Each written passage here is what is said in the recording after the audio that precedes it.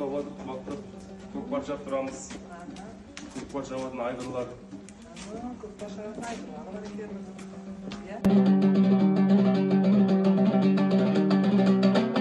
Ат баптау атадан қалған мұра асыл өнер болып табылады. Ендеше ат баптаудың басына келетін болсақ, бірінші атты баптап, оның жүйрік несіне келіп, атты баптау несін келтіреміз. Атты баптаудағы ер әбзелдері болады. Оның басында сұлы жүгені болады. Мынау бізде жүген деп айтады. Аттың аузына салынатын аузы деп айтады. Ал ары қарай аттың үстіне салатын болсақ, мына біздің ат ер тоқымыз болады. Оның ер тоқымның астындағы жаулық жеулік болады. Тартпа бауы болады. Мынау аяққа салынатын бізде үзеңгі деп айтады. Естерін ұмытпайсыңдар.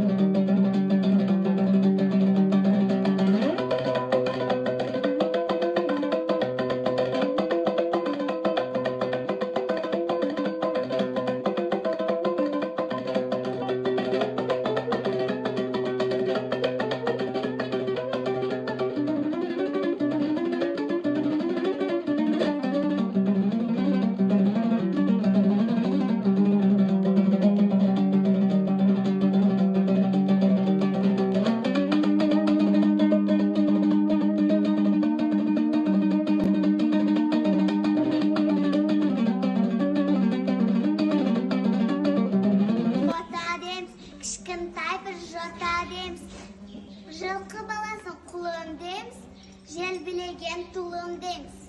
Бақ аты ысырге, үрде саса кісірге, жер тұяқта бұрағым, алды екі тұяғы.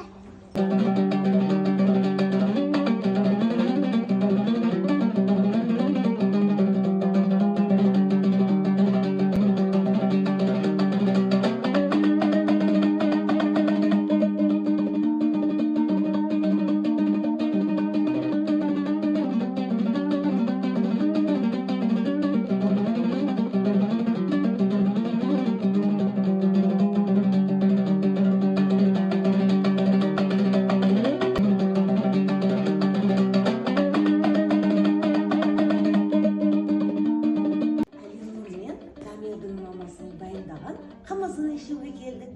Балақандар, амансыздар ма? Қош келдіңіздер. Қазір жоғары шығыңыздар. Қайда барып келдіңіздер? Барып жылқы көріп келдіңіздер ма?